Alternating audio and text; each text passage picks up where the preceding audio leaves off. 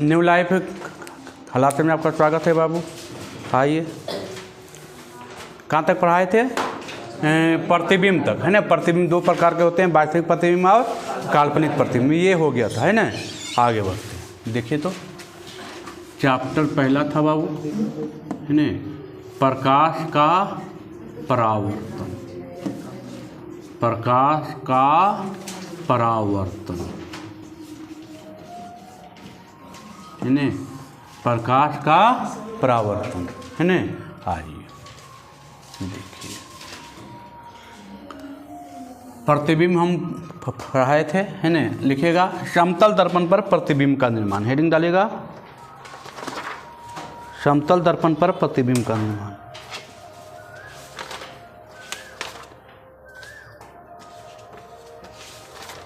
आइए, समतल दर्पण द्वारा प्रतिबिंब का निर्माण। आइए, आज एक खैमा पाठ है बाबू, तीसरा। चलिए, तीसरा है ना। हेडिंग डालिएगा समतल दर्पण द्वारा, समतल दर्पण द्वारा प्रतिबिंब का निर्माण। प्रतिबिंब का निर्माण, नहीं, समतल दर्पण द्वारा प्रतिबिंब का निर्माण। आइए देखिए, ये एक समतल दर्पण है बाबू। देखिए थोड़ा सा आगे चलते हैं। देखिए ये एक समतल दर्पण है ना। ये एक समतल दर्पण है, ये एक समतल दर्पण है।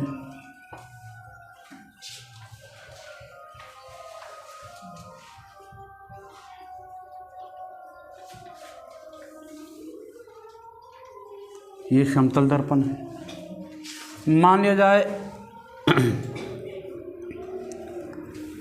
यहाँ पर कोई वस्तु रखा हुआ, तो ये वस्तु है, ये वस्तु से बहुत सारा किरण निकल रहा होगा।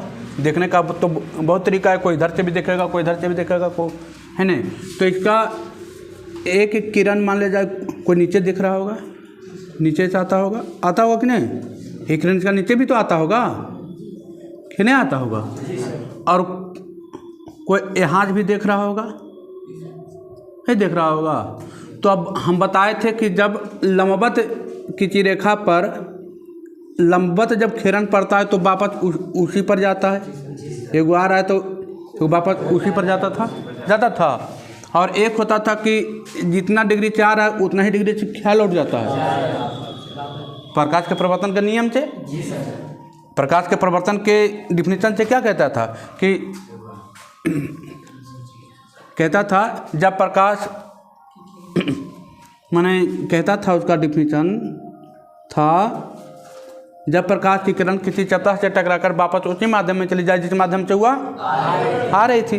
तो जिस माध्यम से आ रहा है उसी माध्यम में जा रहा है। लेकिन इसको हम हल्का सा पीछे करके, और यहाँ से कोई व्यक्ति आँख लगा के देखेगा, यहाँ से कोई व्यक्ति ऐसे देखेगा तो उसको क्या लगेगा कि वस्तु रियल में यहाँ है, लेकिन उसको देखने वाले को क्या लगेगा कि इधर से आ रहा होगा कहीं किरण, प्रकाश की किरण इधर से आ रहा है, इधर से, है ना। तो इसके सीध में ले जाइए। और प्रतिबिंब का मतलब होता है क्या? जहाँ पर दो बिंदु मिलता है वहीं पर बनता है प्रतिबिंब, वहीं पर ना बनता है ना। तो देखिए कोई यहाँ से आँख लगा के देखेगा तो उसको क्या लगेगा कि यहाँ पर वस्तु रखा हुआ है, तभी तो किरण हमारे आँख पर फर रहा है ना। लेकिन रियल में वस्तु कहाँ है? ऊपर है ना। अच्छा, रियल में वस्तु यहाँ पर है। रियल में जो वस्तु है यहाँ पर है, रियल में वस्तु यहाँ पर है, लेकिन काल्पनिक वस्तु कहाँ है? नीचे है ना। तो अब ये पूछता है कि इसकी विशेषता बताइए। समतल दर्पण द्वारा प्रतिबिंब की विशेषता लिखिएगा, विशेषता पूछता है, विशेषता बता दी, नहीं लिखिएगा विशेषता, है नहीं, विशेषता लिखिएगा, विशेषता लिखिएगा बाबू। देखिए तो पहली विशेषता क्या है इसका? समतल दर्पण द्वारा प्रतिबिंब के निर्माण की विशेषता। तो विशेषता, पहली विशेषता क्या है? तो पहली विशेषता है प्रतिबिंब कैसा बनता है, काल्पनिक की वास्तविक? काल्पनिक कैसा बन रहा है? क्योंकि दर्पण के पीछे बन रहा है ना।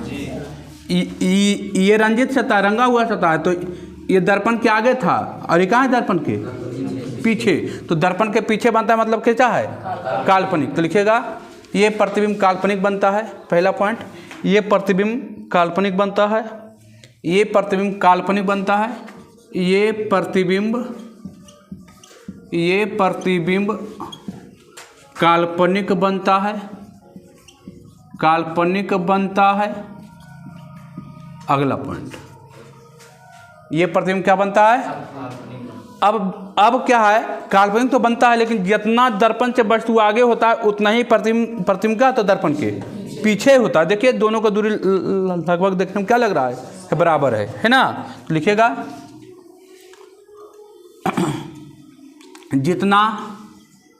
जितना वस्तु दर्पण के आगे होगा, जितना वस्तु दर्पण के आगे होता है, प्रतिबिंब दर्पण के उतना ही पीछे बनता है, प्रतिबिंब दर्पण के उतना ही पीछे बनता है,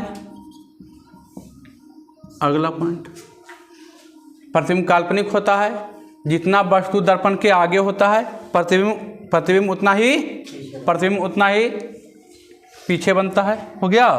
अगला लिखिएगा।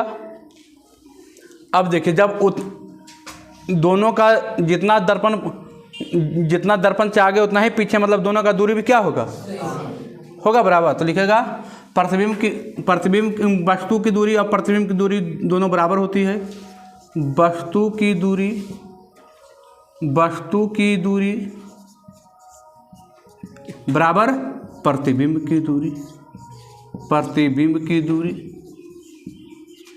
है ना। वस्तु की दूरी और प्रतिबिंब की दूरी दोनों क्या होती है? बराबर होती है। वस्तु की दूरी और प्रतिबिंब की दूरी दोनों बराबर होती है। वस्तु की दूरी या प्रतिबिंब की दूरी दोनों क्या होती है? आप कभी आईना में देखते होंगे कि आप बाल ऐसे झाड़ रहे हैं हाथ से, तो दिखाई देगा कि ऐसे झाड़ रहे हैं, ऐसा लगता है। या हाथ उठाते हैं ये वाला, तो लगेगा कि उठा रहे हैं ये वाला, ऐसा महसूस होता है। तो क्या होता है? पार्श्विक रूप से उल्टा होता है। लिखिएगा ये पार्श्विक रूप से उल्टा होता है। लिखिएगा प्रतिबिंब पार्श्विक रूप से उल्टा बनता है। प्रतिबिंब पार्श्विक रूप से उल्टा बनता है। प्रतिबिंब पार्श्विक रूप से उल्टा बनता है। प्रतिबिंब पार्श्विक रूप से उल्टा बनता है ना।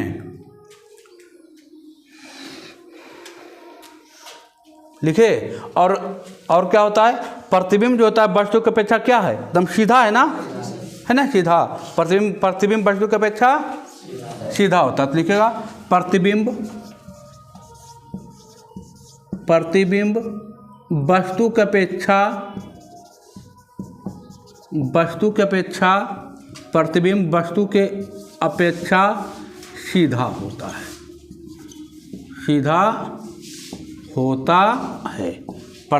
प्रतिबिंब वस्तु के अपेक्षा सीधा होता है। वस्तु की अपेक्षा क्या होता है? सीधा होता है ना। लिखे। ये इसका क्या हो गया? 5 को क्या हो गया? इसका विशेषता हो गया है ना। हो गया। देखिए इसकी पहली विशेषता क्या है? प्रतिबिंब काल्पनिक बनता है। दूसरी विशेषता जितना वस्तु दर्पण के आगे होगा उतना ही प्रतिबिंब दर्पण के पीछे होता है। और दोनों का दूरी क्या रहेगा? बराबर। और ये पार्श्विक रूप से उल्टा है। देखने से लगेगा कि यहाँ है, जैसे हाथ उठाते हैं ऐनक में ये वाला तो दिखाई देता है ना, की वाला, उसी तरह ये पार्श्विक मतलब वही होता है। ये प्रतिबिंब पार्श्विक रूप से उल्टा होता है। और प्रतिबिंब वस्तु की अपेक्षा क्या है? एकदम सीधा है ना। चलिए इसमें कोई दिक्कत? आगे बढ़े। अब लिखिएगा, हेडिंग डालेगा हेडिंग डालेगा गोलीय दर्पण, है ना। हेडिंग डालेगा गोलीय दर्पण। चलिए, हेडिंग डालेगा गोलीय दर्पण, है ना। आई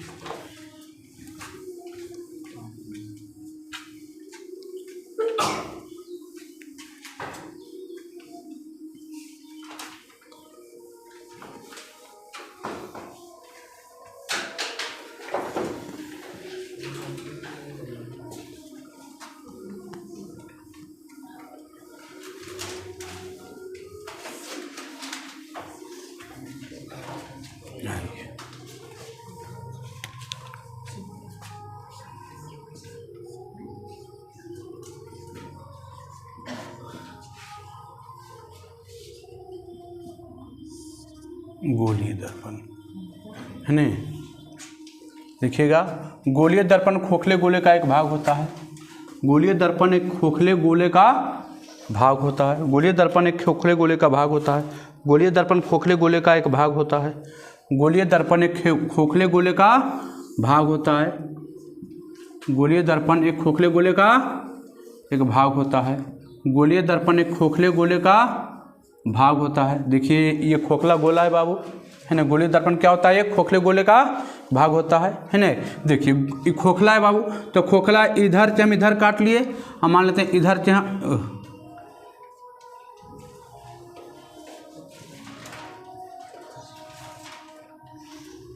मान लेते हैं हमें यहाँ से इधर काट लिए, इसको यहाँ से इधर काट लिया, इसको यहाँ से इधर काट लिया। खोखला है ना।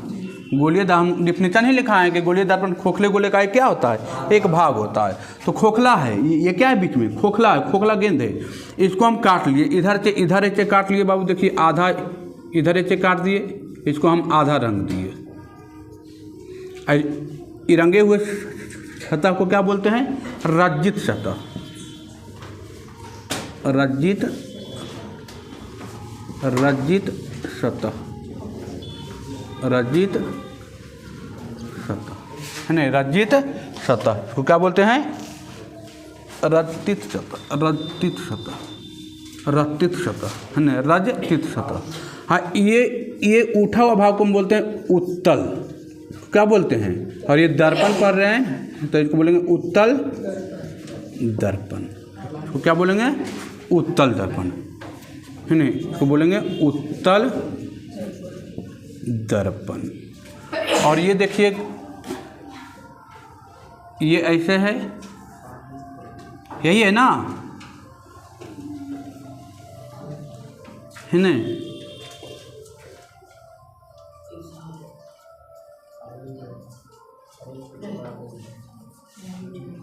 ये हो गया रज्जित सतह, रंगा हुआ सतह। इसको बोलते हैं अवतल। इसको क्या बोलते हैं? अवतल दर्पण, है ना। इसको बोलते हैं अवतल दर्पण, है ना। साथ हम करते चलना है, इंतजार नहीं करना है ना। देखिए, ये क्या था? खोखला गोला का एक भाग था। इसको हमने यहाँ से इधर काट लिया, इसको हमने यहाँ से इधर काट लिया। इसको रंगे हुए भाग को कहते हैं रज्जित सतह। इसको बोलते हैं उत्तल। जो देखिए, अब बाहर ऐसे है ना, देखिए ऐसे है ना, इधर है क्या? गहरा है ना इधर। तो देखिए, ये गहरा है, तो जिधर रंगा गहरा रंगल रहेगा तो इसको, ये बार को क्या उठा हुआ है ना, बार को उठा हुआ, तो इसको बोलेंगे उत्तल। उठा हुआ मतलब उत्तल। और जो ऐसे देखिए, ऐसे है ना, ऐसे है ना, तो ये इसको बोलते हैं रज्जित सतह। इसको बोलते हैं अवतल। इसको क्या बोलते हैं? अवतल दर्पण। हो गया। तो गोलीय है ना, लिखिएगा। हो गया, लिखिएगा। प्रवर्तक सतह के आधार पर, प्रवर्तक सतह के आधार पर गोलीय दर्पण दो प्रकार के होते हैं। इसको मिटाएं, जल्दी जल्दी कीजिए, जल्दी, देरी नहीं, है ना। बाकी काम घर में कीजिए।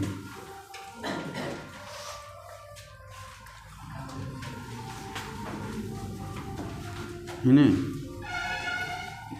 आइए लिखिएगा परावर्तक सतह के आधार पर, परावर्तक सतह के आधार पर गोलीय दर्पण दो प्रकार के होते हैं। कितने प्रकार के बाबू? दो प्रकार के। परावर्तक सतह के आधार पर गोलीय दर्पण दो प्रकार के। पहला उत्तल दर्पण, उत्तल दर्पण, और दूसरा अवतल दर्पण।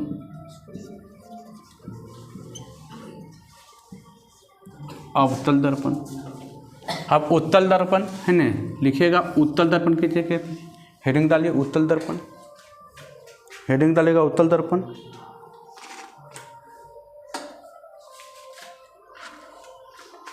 लिखे उत्तल दर्पण, लिखिए उत्तल दर्पण। आइए लिखिएगा वैसा गोलीय दर्पण, वैसा गोलीय दर्पण जिसकी प्रवर्तक सतह बाहर की ओर उभरा हुआ हो, उत्तल दर्पण। वो वैसा गोलीय दर्पण जिसका प्रवर्तक सतह बाहर की ओर उभरा हुआ रहे, वो वैसा गोलीय दर्पण। उसका फिगर ऐसा था बाबू, फिगर भी साथ साथ पढ़ते चलिएगा। इसको बोलते हैं उत्तल दर्पण, उत्तल दर्पण। वैसा गोलीय दर्पण जिसका प्रवर्तक सतह बाहर की ओर उभरा हुआ रहे या बाहर की ओर उठा हुआ महसूस हो, उठा हुआ रहे, उठा हुआ महसूस, उठा हुआ हो तो उसे उत्तल दर्पण कहते हैं। वैसा गोलीय दर्पण जिसका प्रवर्तक सतह बाहर की ओर उभरा हुआ रहे, उभरा हुआ रहे, उसे उत्तल दर्पण कहते हैं। इसको बोलते हैं रक्तित सतह, है ना। ये फिगर 1 हो गया और ये फिगर 2 हो जाएगा। लिखे वैसा गोलीय दर्पण जिसका प्रवर्तक सतह बाहर की ओर उभरा हुआ रहे, उसे उत्तल दर्पण कहते हैं। अब दूसरा लिखिएगा अवतल दर्पण, है ना। दूसरा लिखिएगा अवतल दर्पण, दूसरा लिखिएगा अवतल दर्पण बाबू। हो गया अवतल दर्पण। वैसा गोलीय दर्पण जिसकी प्रवर्तक सतह बाहर की ओर उभरा हुआ रहे, उसे उत्तल दर्पण कहते हैं। अब दूसरा हेडिंग डालेगा अवतल दर्पण, लिखिएगा अवतल दर्पण। वैसा गोलीय दर्पण जिसकी प्रवर्तक सतह, वैसा गोलीय दर्पण जिसकी प्रवर्तक सतह अंदर की ओर धंसा हुआ रहे, वैसा गोलीय दर्पण जिसकी प्रवर्तक सतह अंदर की ओर धंसा हुआ रहे। देखिए ये अंदर की ओर धंसा हुआ है। वैसा गोलीय दर्पण जिसकी प्रवर्तक सतह अंदर की ओर धंसा हुआ रहे, उसे अवतल दर्पण कहते हैं। हो गया। वैसा गोलीय दर्पण जिसकी प्रवर्तक सतह अंदर की ओर धंसा हुआ रहे, है ना। ये देखिए अंदर की ओर धंसा हुआ है बाबू, ये है ना धंसा हुआ, तो अंदर की ओर धंसा हुआ रहे उसको अवतल दर्पण कहते हैं। आगे बढ़े, है ना। अब आगे बढ़ते हैं बाबू। अब देखिए हो गया। अब आइए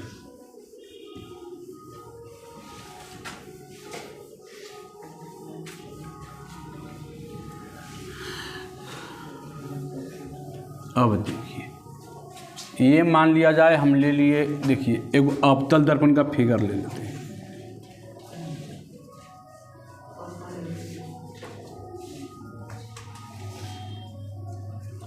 देखिए अवतल दर्पण को यहाँ बीचों बीच एक बिंदु दे दिए हैं तो इसको बोलते हैं पी। इसको क्या ये बीच के बिंदु को बोलते हैं ध्रुव। इसको क्या बोलते हैं? ध्रुव। इसको डिनोट करते हैं पी से। तो पहला पॉइंट लिखिएगा, है ना, पहला पॉइंट लिखिएगा ध्रुव, है ना, पहला पॉइंट लिखिएगा ध्रुव। ध्रुव, ध्रुव को पी से डिनोट करते हैं, लिखिएगा ध्रुव, है ना। ध्रुव लिखिएगा, पहला पॉइंट लिखिएगा ध्रुव। लिखे, पहला पॉइंट लिखिएगा ध्रुव। दर्पण के मध्य भाग को ध्रुव कहते हैं। दर्पण के मध्य भाग को ध्रुव कहते हैं। दर्पण के मध्य भाग को ध्रुव कहते हैं। दर्पण के मध्य भाग को ध्रुव कहते हैं। दर्पण के मध्य भाग को क्या कहते हैं बाबू? ध्रुव कहते हैं, है ना। दर्पण के बीच के भाग को क्या बोलते हैं? ध्रुव बोलते हैं। अच्छा, इसको हम काटे थे, कुछ चीज़ काटे थे, एक गोलाकार था, खोखला गोला था ना, खोखला था ये, लेकिन ये इस टाइप का मान लीजिए कि क्या था, ये गोला था ना, उसी को काटे थे ना। तो ये बीच में डाले तो यहाँ पर सब बीच में केंद्र भी होगा ना, अरे सर्किल होगा तो केंद्र होगा ना। इस लिखेगा, इसको बोलते हैं वक्रता केंद्र, वक्रता केंद्र, वक्रता केंद्र, इसको बोलते हैं वक्रता केंद्र। लिखेगा वक्रता केंद्र, है नहीं, इसको सी से लिखते हैं बाबू, है नहीं, इसको सी से डिनोट करते हैं। लिखेगा गोलीय दर्पण जिस खोखले गोले का भाग होता है, गोलीय दर्पण जिस खोखले गोले का भाग होता है उसके केंद्र को वक्रता केंद्र कहते हैं। गोलीय दर्पण जिस खोखले गोले का भाग होता है, गोलीय दर्पण जिस खोखले गोले का भाग होता है, गोलीय दर्पण जिस खोखले गोले का भाग होता है उसका केंद्र दर्पण का वक्रता केंद्र कहलाता है। गोलीय दर्पण जिस खोखले गोले का भाग होता है, गोलीय दर्पण जिस खोखले गोले का भाग होता है, उस गोलीय दर्पण जिस खोखले गोले का भाग होता है उस केंद्र को दर्पण का वक्रता केंद्र कहते हैं। गोलीय दर्पण जिस खोखले गोले का भाग होता है उसका केंद्र दर्पण का वक्रता केंद्र कहलाता है। हो गया, है नहीं। जैसे जैसे कर रहे हैं बाबू वैसे वैसे करते चलिए। अब देखिए यहाँ पर, अब ये दोनों खम मिला दिए, ये दोनों खम क्या किए हैं, मिला दिए, ये दोनों खम क्या किए हैं, मिला दिए।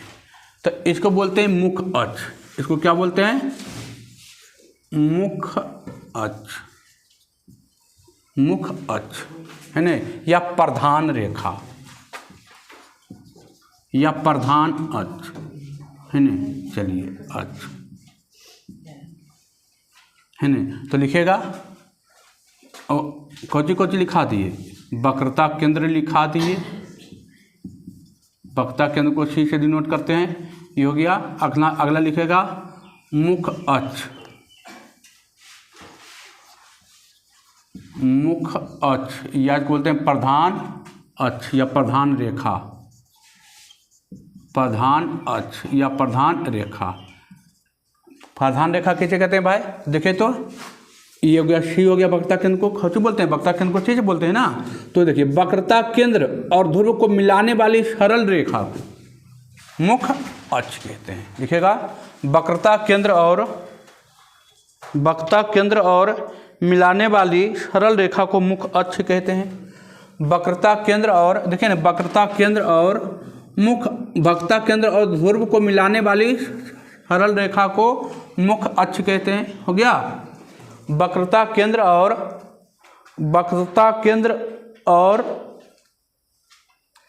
ध्रुव के बीच मिलाने वाली सरल रेखा को वक्रता केंद्र कहते हैं, मुख अक्ष कहते हैं। ध्रुव और वक्रता केंद्र को मिलाने वाली सरल रेखा को मुख अक्ष कहते हैं। अब लिखिएगा बाबू अगला फोकस, अगला लिखिएगा फोकस। फोकस को स्मॉल एफ से लिखते हैं।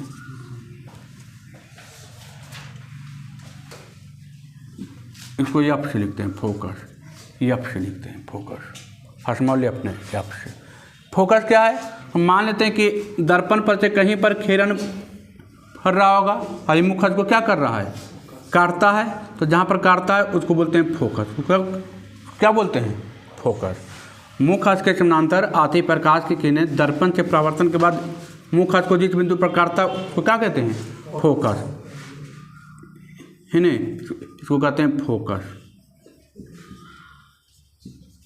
फोकस, फोकस को क्या लिखते हैं, एफ, है ना। लिखेगा फोकस, फोकस लिखेगा।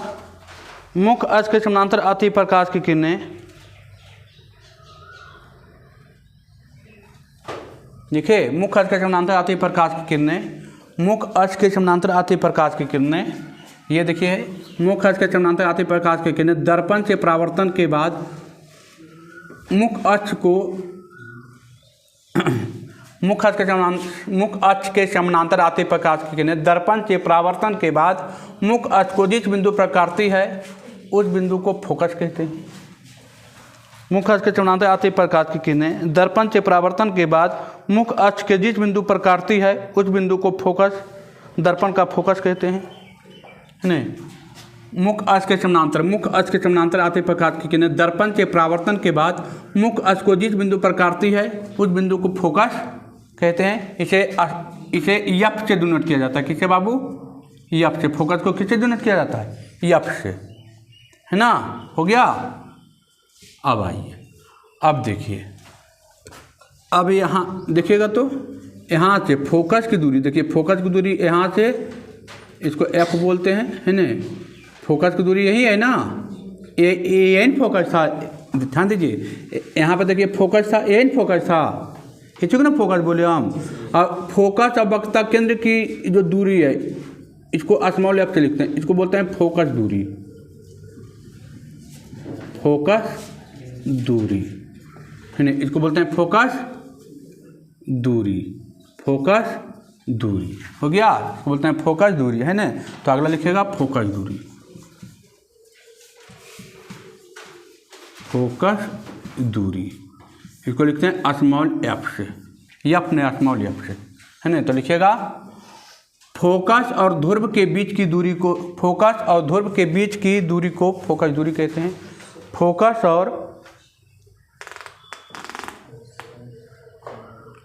और ध्रुव के बीच की दूरी को फोकस दूरी कहते हैं। इसे स्मॉल एफ से सूचित किया जाता है ना।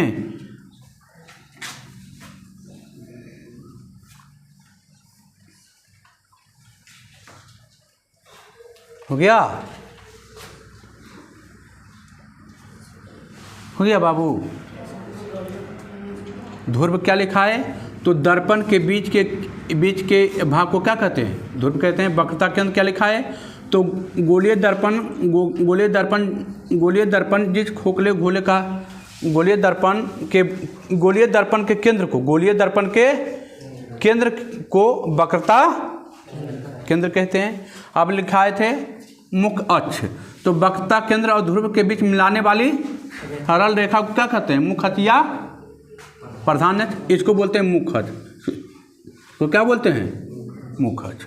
और क्या लिखा है? फोकस। देखिए मुख्य अक्ष के समानांतर आते प्रकाश की किरणें दर्पण से परावर्तन के बाद मुख्य अक्ष को जिस बिंदु पर काटती है उस बिंदु को क्या कहते हैं? फोकस कहते हैं, है ना। उस बिंदु को दर्पण का क्या कहते हैं? फोकस कहते हैं। अब लिखा है फोकस दूरी। तो देखिए फोकस और ध्रुव के बीच की दूरी को, फोकस और ध्रुव के बीच की दूरी को क्या कहते हैं? फोकस दूरी कहते हैं। फोकस और ध्रुव के बीच की दूरी को क्या कहते हैं? फोकस दूरी कहते हैं। इसे स्मॉल एफ से लिखा जाता है। अब लिखिएगा वक्रता केंद्र, लिखिएगा वक्रता त्रिज्या, वक्रता त्रिज्या लिखिएगा, है ना। वक्रता त्रिज्या को आर से डिनोट करते हैं।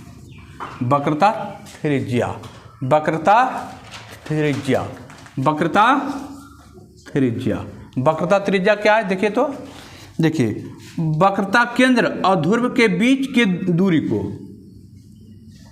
यहाँ से लेकर के यहाँ तक के दूरी को क्या बोलते हैं? वक्रता त्रिज्या। इसको हो गया। तो लिखिएगा वक्रता केंद्र और ध्रुव के बीच की दूरी को, वक्रता केंद्र और ध्रुव के बीच की दूरी को वक्रता त्रिज्या कहते हैं। हो गया।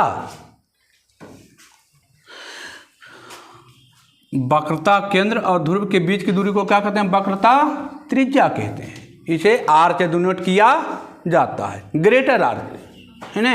अब देखिए एक बार फिर के रिवीजन कर लीजिए, मतलब बोर्ड पर ध्यान से देखिएगा और चकाचक हो जाएगा, कोई दिक्कत नहीं रहेगा। हो गया सबका? अब देखिएगा एक बार बोर्ड पर टकटकी निगाह से, एकदम 5 मिनट में कहानी खत्म होने वाला है इसका। ध्रुव क्या बताए? तो ध्रुव बताए ये कोई दर्पण था बाबू, हमने अवतल दर्पण ले लिया था, है ना। तो इसके बीच के दर्पण के बीच के भाग को क्या कहते हैं? दर्पण के मध्य बिंदु को क्या कहते हैं? ध्रुव कहते हैं। इसको पीछे क्या करते हैं? सूचित किए करते हैं। अब आया वक्रता केंद्र, तो गोलीय दर्पण के बीच के केंद्र को वक्रता केंद्र कहते हैं। अब अब लिखा है मुख्य अक्ष, तो वक्रता केंद्र और ध्रुव के बीच मिलाने वाली सरल रेखा को मुख्य अक्ष कहते हैं या प्रधान अक्ष कहते हैं। सब लिखा हुआ है बाबू, है ना, देखिए सब लिखा हुआ है, देखिए मुख्य अक्ष प्रधान अक्ष है ना, टोटल लिखा। अब देखिए अब क्या बताए, फोकस, तो मुख्य अक्ष के समानांतर, मुख्य अक्ष के समानांतर, यही ना मुख्य अक्ष है, मुख्य अक्ष के समानांतर आते प्रकाश की किरणें दर्पण से परावर्तन के बाद मुख्य अक्ष को जिस बिंदु पर काटती है उस बिंदु का क्या कहते हैं, फोकस कहते हैं, और इसे ग्रेटर एफ से सूचित किया जाता है। अब आ जाइए, अब क्या है फोकस दूरी, तो देखिए फोकस और ध्रुव के बीच, फोकस और ध्रुव के बीच मिलाने वाली, या फोकस और ध्रुव के बीच की दूरी को, फोकस और ध्रुव के बीच की दूरी को, फोकस और ध्रुव के बीच की दूरी को फोकस दूरी कहते हैं, इसे स्मॉल एफ से सूचित किया जाता है। अब लिखा है क्या, अब लिखा है वक्रता त्रिज्या, तो वक्रता त्रिज्या क्या है भाई, तो आइए, तो वक्रता केंद्र और ध्रुव के बीच की दूरी को, वक्रता केंद्र और ध्रुव के बीच की दूरी को क्या कहते हैं, वक्रता त्रिज्या कहते हैं। सब कुछ सेम होता है, चाहे उत्तल में और चाहे अवतल में, लेकिन एक चीज अलग होता है, वो है फोकस। वो क्या है, फोकस, इसका अलग फोकस होता है, उसका अलग फोकस है। केवल फोकस देखिए, है ना, केवल फोकस देखिए, बाकी सब डिफिनीशन सेम होगा। उत्तल दर्पण में, उत्तल दर्पण का सब कुछ सेम होता है, कोई चीज़ अलग नहीं होता है। ये हो गया ध्रुव, क्यों नहीं बोले थे ध्रुव, इसको बोल दिए मुख्य अक्ष, है ना, इसका केवल फोकस अलग होता है, इसका फोकस होता है वास्तविक और उसका फोकस होता है, बस ये अंतर है। ऊपर ये प्रतीत नहीं होता है, ये होता है, और ये प्रतीत होता है। हम वहाँ पर भी लिखाए थे कि प्रतिबिंब में बताए थे, प्रतिबिंब में प्रतीत होता है लिखाए थे ना, तो प्रतीत था, काल्पनिक था ना, है ना, ये है वास्तविक। बस देखिए, मान लेते हैं कोई वस्तु है, कहीं से किरण आ रहा होगा, और ये मान लीजिए ये किरण वापस इधर, वापस ऊपर चला गया बाबू, और ये इधर गया।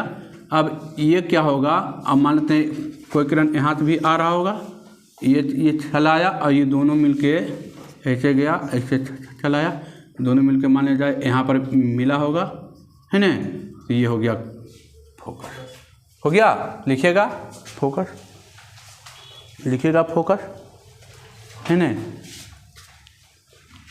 देखिए ना, मान लीजिए यहाँ पर ऐसे काट दिया होगा, एकदम सीधा ले लीजिए, ये देखिए हो गया फोकस, ये हो जाएगा वक्रता केंद्र, है ना, तो ये काल्पनिक हो गया। लिखिएगा, लिखिएगा,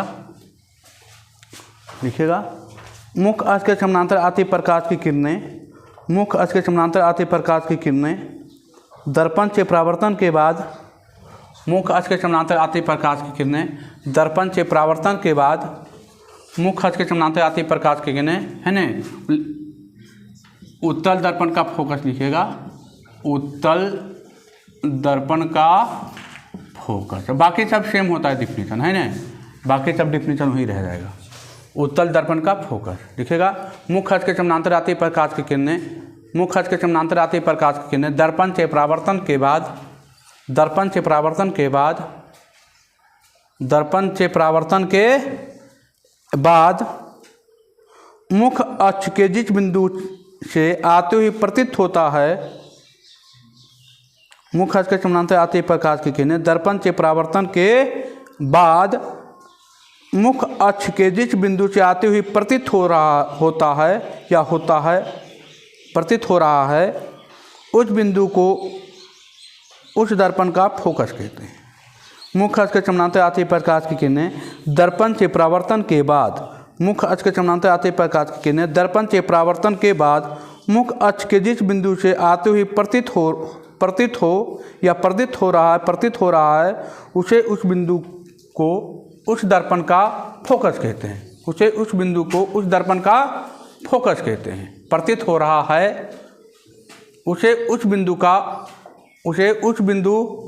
को उस दर्पण का फोकस कहते हैं, उसे उस बिंदु को उस दर्पण का फोकस कहते हैं। हो गया। मुख्य अक्ष के समानांतर आती प्रकाश की किरणें दर्पण से परावर्तन के बाद, दर्पण से परावर्तन के बाद मुख अक्ष के जिस बिंदु से आते हुए प्रतीत हो उस बिंदु को उस दर्पण का फोकस कहते हैं, उस दर्पण का फोकस कहते हैं। फिगर ये रहा है ना। चलिए ये देखिए फोकस हो गया बाबू, एंड फोकस हुआ, इसको फोकस कहते हैं। और डिनोट तो वही एफ से ही करेंगे, डिनोट में कोई चेंजिंग नहीं होगा, है ना। चलिए इसको मिटाएं। चलिए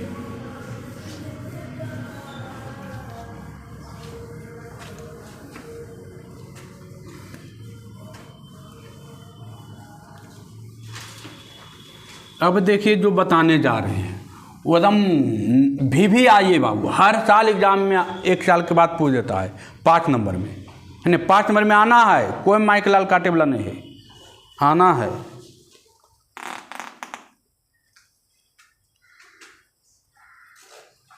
है ना। गोलीय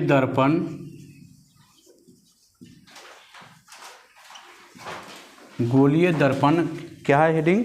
गोलीय दर्पण की फोकस दूरी और वक्रता त्रिज्या में संबंध। गोलीय दर्पण की फोकस दूरी और वक्रता त्रिज्या में संबंध, और उसकी वक्रता त्रिज्या में, गोलीय दर्पण की फोकस दूरी और वक्रता त्रिज्या में संबंध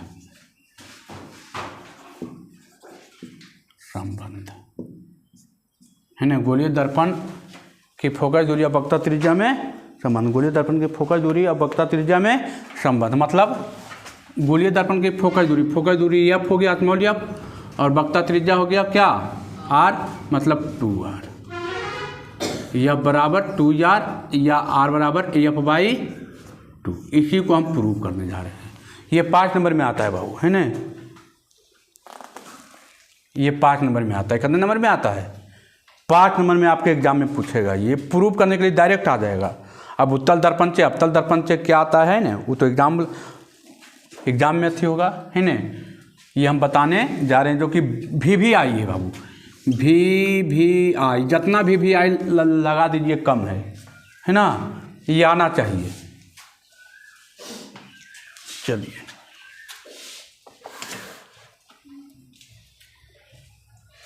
गोलीय दर्पण के फोकस दूरी और वक्रता त्रिज्या में संबंध, है ना। मतलब गोलीय फोकस दूरी को स्मॉल एफ से लिखते हैं और वक्रता त्रिज्या को आर से लिखते हैं, तो यह बराबर 2r या आर बराबर, देखिए गलती लिख दी है, यह बराबर r/2, गलती लिखा गया, और r बराबर 2f, गलती लिखा गया था, उल्टी लिखा गया था, है ना। आइए यह बराबर r/2 या r बराबर 2f। देखिए आइए, चलिए आइए देखिए तो बाबू, देखिए हम एगो अवतल दर्पण लेते हैं बाबू, है ना।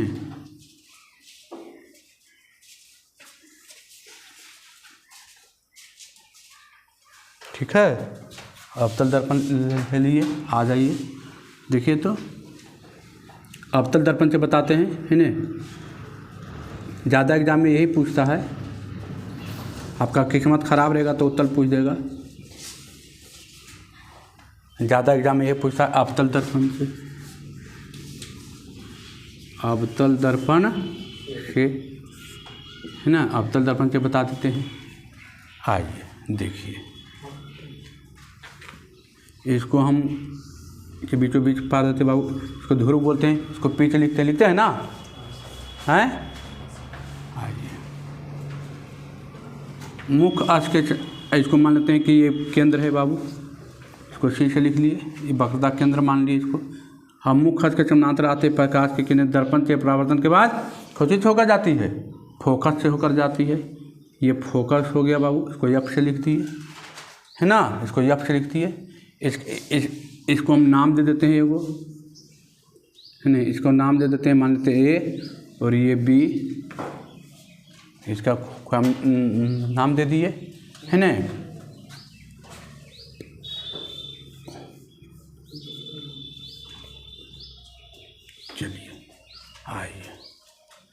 देखिए, अच्छा देखिए तो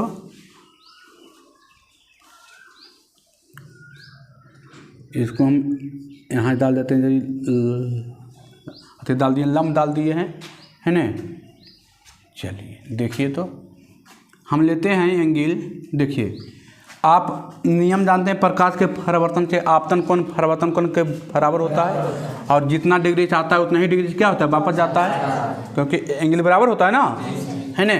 तो देखिए पहला नियम हम लेते हैं एंगल ए, इसको मान लेते हैं एक एंगल ये है, एक एंगल ये है ना।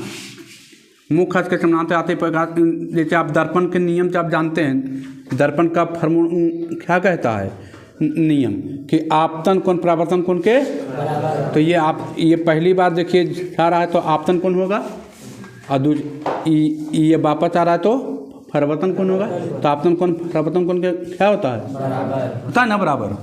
तो देखिए क्या लिखते हैं, एंगल ए कोण बन रहा है, एंगल ए बी और सी, ये कोण का चर्चा हमने किया है, एंगल ए बी और सी, एंगल ए बी, ये कोण बराबर हो गया कौन, तो angle C B F, angle C B F, ये अपने मन से हम लिखे हैं नहीं, हमको नियम बता रहा है कि आपतन कोण परावर्तन कोण का क्या होता है। तो यहाँ लिखेंगे परावर्तन के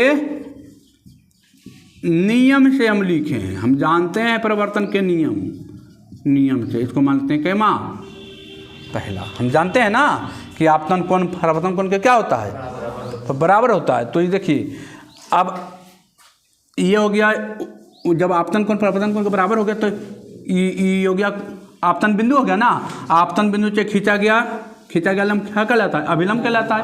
तो अभिलम्ब हमने डाल दिया था, तो ये हो गया आपतन कोण, ये हो गया परावर्तन कोण। अच्छा तो आपतन कोण और परावर्तन कोण दोनों कैसा होता है, बराबर होता है। तो ये तो हम लिखे हैं कि ये कोण बराबर, आपतन कोण को आई से लिखते हैं, अब परावर्तन कोण के आर से लिखते हैं कि नहीं लिखते हैं, हाँ लिखते हैं ना। अच्छा और ये भी हम जानते हैं कि ये कोण आई कोण आपस में बराबर होगा, ये कैसे बराबर होगा, एकांतर कोण से, एकांतर कोण आपस में क्या होता है, बराबर होता है। तो ये कोण एकांतर तिर्यक रेखा जैसा व्यवहार कर रहा है ना, देखिए ना, तो ये कोण और ये कोण बराबर होगा, वही तो लिखें कि एकांतर कोण से ये कोण तो क्या हो जाएगा, बराबर होगा। तो यहाँ हम लिख भी देते हैं कि एंगल ए बी सी बराबर है एंगल क्या, angle B C F, angle B C F कैसे बराबर है भाई, कैसे बराबर है, एकांतर कोण से, एकांतर कोण से, इसको मान लीजिए दूसरा, इसको मान लीजिए दूसरा, आ रहा है ना समझ में, कुछ नहीं किए, ये दोनों प्रकाश के प्रवर्तन से, ये दोनों कैसे, एकांतर कोण से बराबर है। अच्छा अब समीकरण 1 और 2 से हम कर देते हैं, समीकरण 1 और 2 को बराबर करने पर देखिए तो एंगल ए बी सी और एंगल ए बी सी दोनों बराबर है ना बराबर, ये दोनों का क्या है, लेफ्ट साइड बराबर है तो राइट साइड भी हो जाएगा बराबर, लेफ्ट साइड दोनों का क्या है, एंगल ए बी सी, ये भी है एंगल ए बी सी। देखिए तो ध्यान दीजिएगा, ये भी एंगल है A B C, A B C ये कोण और ए बी सी ये कोण है ना। तो ये दोनों कोण तो बराबर होगा, तो जब लेफ्ट साइड दोनों का बराबर है तो राइट साइड भी क्या हो जाएगा, तो आप लिख सकते हैं कि एंगल सी बी एफ बराबर है एंगल बी सी एफ, है बराबर, मतलब ये कोण और ये कोण आपस में क्या हो गया है, बराबर। अब आप पढ़े हैं समद्विबाहु त्रिभुज, वैसा त्रिभुज जिसकी दो कोण बराबर हो जाए, तो उसकी दो को भुजा भी, आमने सामने की भुजा भी क्या होती है, नहीं पढ़े हैं आप, पढ़े हैं, आपको हम डिफिनेशन 9th में पढ़ाए हैं कि वैसा त्रिभुज जिसकी दो कोण बराबर हो जाए तो उसके, तो जब दो कोण बराबर हो जाए तो उसके सामने वाला भुजा भी बराबर होता है, और त्रिभुज क्या कहलाता है, समद्विबाहु त्रिभुज क्या कहलाता है। तो देखिए ये त्रिभुज में हम ये त्रिभुज की बात कर रहे हैं, त्रिभुज बी सी एफ की, बी सी, तो ये त्रिभुज का ये कोण बराबर, तो इसके सामने ई वाला भुजा और इसके सामने वाला ई भुजा आपस में क्या हो जाएगा, तो हम अच्छा लिख सकते हैं कि एंगल सी एफ मैंने भुजा सी एफ बराबर है एंगल भुजा बी एफ से कैसे बराबर है, तो यहाँ लिख सकते हैं कि समद्विबाहु त्रिभुज के नियम से या परिभाषा से, समद्विबाहु त्रिभुज के परिभाषा से ये भी लिख सकते हैं, है नहीं, हो गया। और इसको मानते हैं कैमा, तीसरा इसको कैमा मान लिए हैं। ये देखिए आगे बराबर, आ गया बराबर। अब देखिए आइए, इसमें कोई दिक्कत, ये दो कोण बराबर है, ये कोण बराबर है, तो ये भी बराबर होगा कैसे, समद्विबाहु त्रिभुज के परिभाषा से या समद्विबाहु त्रिभुज का नियम से। समद्विबाहु त्रिभुज का नियम कहता है कि किसी त्रिभुज का दो कोण बराबर है तो सम्मुख भुजा भी आपस में क्या हो जाएगी, बराबर हो जाएगी। ऐसा का नियम कहता है, हम नहीं कर रहे, अपने मन से हम कुछ नहीं बोल रहे हैं, जो नियम कह रहा है वही हम क्या कर रहे हैं। अब आइए, अब देखिए ये आपका जो है, देखिए यहाँ पर देखिएगा तो ये इस टाइप का और इस टाइप का यहाँ पर एंगल बना हुआ है ना, एंगल बना हुआ। तो ये देखिए ये हम आपको दिखाने के लिए इतना डिस्टेंस लिए हैं, दिखाने के लिए इतना डिस्टेंस लिए हैं। क्या आपको चश्मा पहनते हैं तो तेरा दिखता है, उतना नहीं दिखता है, बहुत कम, बहुत ना के बराबर। तो इसको हम दिखाने के लिए आपको इतना डिस्टेंस लिए हैं। इसको थोड़ा सा और इसको जब हम ठीक करेंगे तो ये लमसम दोनों आएगा, क्या आना चाहिए, बराबर आना चाहिए। तो देखिए तो ये इसको थोड़ा सा और नीचे लाए, लगेगा कि अभी भी इसे देखने से लग रहा है कि छोटा है, कि क्या है, लेकिन ऐसा नहीं है। इसको और नीचे लाइए तो देखिए तो अब लग रहा है ठीक, और नीचे लाइए तो क्या लग रहा है, दोनों बराबर है। तो ये ऐसा हम देखने के लिए आपको ये फिगर जो भरा बना है ना, देखने के लिए इतना कर्व नहीं रहता है, इतना कर्व नहीं रहता, वो बहुत माइनर कर्व रहता है जो आपको पता भी नहीं चलेगा उतना, है ना, पता भी नहीं चलेगा। तो ये जो है ये लमसम दोनों की दूरी क्या होती है, बराबर होती है। तो लिखिएगा यहाँ पर, चूँकि बिंदु बी और बिंदु P एक दूसरे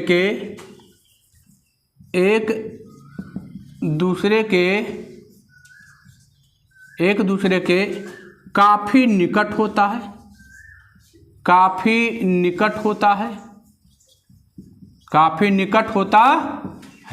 या काफ़ी नज़दीक होता है, काफ़ी नज़दीक होता है।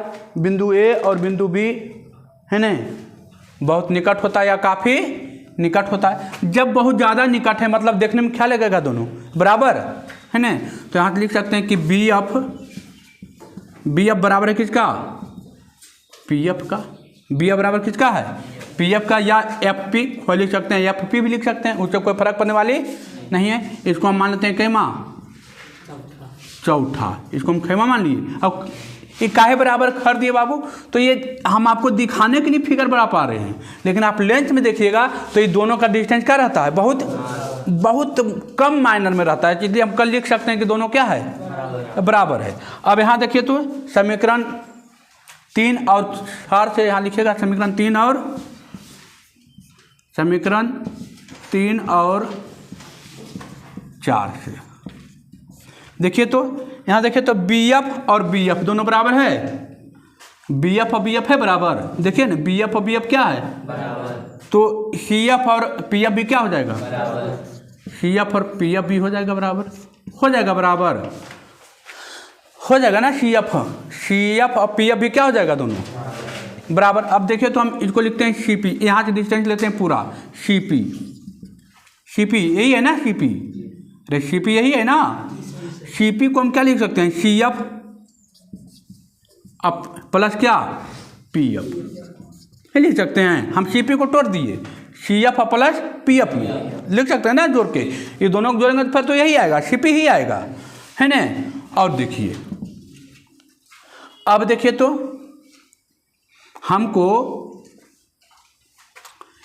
बी एफ जो है किसका बराबर था, बी एफ हमको बराबर था पी एफ का, था पी एफ के बराबर। अच्छा, जब ये दोनों बराबर है, अच्छा जब ये दोनों बराबर हो गया है तो ये पूरा क्या है, फोकस दूरी है ना। अच्छा, अब हम क्या करते हैं, जब ये बराबर है, देखिएगा हम कुछ नहीं किए हैं, बस थोड़ा सा सिंपल में चेंज कर रहे हैं खाली, है ना। यहाँ पर देखिए सी एफ और बराबर बी एफ, सी एफ और बराबर बी एफ, और बी एफ बराबर क्या है पी एफ, मतलब ये दोनों भी आपस में क्या है ना बराबर। देखिए कुछ नहीं कर रहे हैं, कुछ नहीं कर रहे हैं।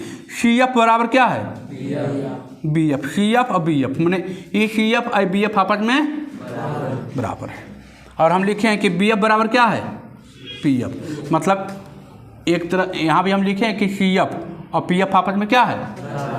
अच्छा, हम सी एफ के स्थान पर पी एफ लिख सकते हैं, अब पी एफ नहीं लिख सकते हैं। अच्छा, अब पी एफ है क्या, पी एफ है क्या फोकस दूरी, पी एफ क्या है फोकस दूरी। हम बताए हैं कि फोकस और ध्रुव के बीच की दूरी को हम क्या कहते हैं फोकस दूरी कहते हैं, कहते हैं कि नहीं कहते हैं। फोकस और ध्रुव के बीच की दूरी को क्या कहते हैं फोकस दूरी कहते हैं। इसको स्मॉल एफ से लिखते हैं कि नहीं। इसको वक्रता केंद्र और ध्रुव के बीच की दूरी को क्या कहते हैं वक्रता त्रिज्या, वक्रता केंद्र और ध्रुव के बीच की दूरी को क्या कहते हैं वक्रता त्रिज्या। इसको हम आर से डिनोट करते हैं कि नहीं करते हैं। अपने मन से हम एक लाइन नहीं चल रहे हैं, एक लाइन कहिएगा अपने मन से नहीं चल, हम अपने मन से कुछ नहीं किए, जो बोल रहा है वो हम कर रहे हैं। अच्छा, तो इसको हम लिख देते हैं सी, और सीपी को हम जानते हैं यही तो है सीपी, यही ना सीपी। इसको हम जानते हैं क्या है आर है, इसको आर लिख दिए। अब पी एफ क्या है पी एफ है फोकस दूरी, पी एफ क्या है फोकस दूरी, फोकस दूरी को किससे लिखते हैं स्मॉल एफ से। तो आर बराबर क्या हो गया 2f हो गया। अब इसको अच्छा से लिख दीजिए कि एफ बराबर क्या गुना में नीचे के भागा में, यह बराबर r/2 हो गया प्रूफ, है ना, हो गया प्रूफ, हो गया ना प्रूफ। अब ये देखिए यहाँ से 5 नंबर का क्वेश्चन आएगा, जबरदस्त भयानक 5 नंबर के क्वेश्चन आएगा। ये कुछ नहीं किया, एकदम सिंपल वे में एक बार बताए, सिंपल को अपना मन से तो हम कुछ किए ही नहीं किए अपना मन से, कहीं कुछ नहीं किए, सब पढ़ाए हुए हैं। प्रकाश के प्रवर्तन के नियम पढ़ाए हैं, एकांतर कोण हम पढ़ाए हैं, समद्विबाहु त्रिभुज के परिभाषा बताए हैं। और ये जितना कर्व है उतना कर्व होता नहीं है ना, दूरी उतना दूरी नहीं होता है जितना आप देख रहे हैं, ये आपको दिखाने के लिए सब पारा गया है।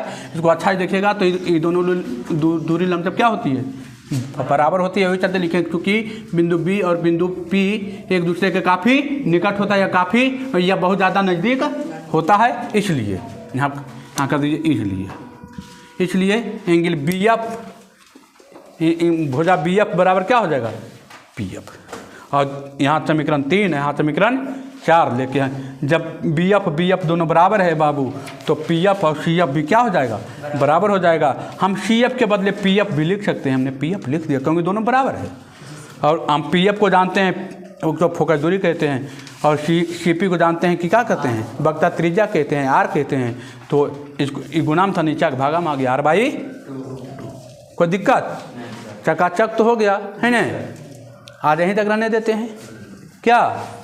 आपकी मोस्ट इम्पोर्टेंट क्वेश्चन आपका यहाँ से आ जाएगा। ये 5 नंबर में पूछता है बाबू, कितने नंबर में पूछता है 5 नंबर का क्वेश्चन। आप यहाँ से चल दिए, ये घर पर जाइए 2-3-4 बार अपने मन से क्या कीजिए, इसको प्रूव कीजिए, जम के 3-4-5 बार इसको अपने मन से एकदम घर पर जाकर 3-4 बार फिगर पार के एक लाइन क्या करना है लिखना है। इसको घोर के पी जाइए, इसको घोर के पी जाइए। 5 नंबर आपका बाप का, कोई काटे वाला नहीं।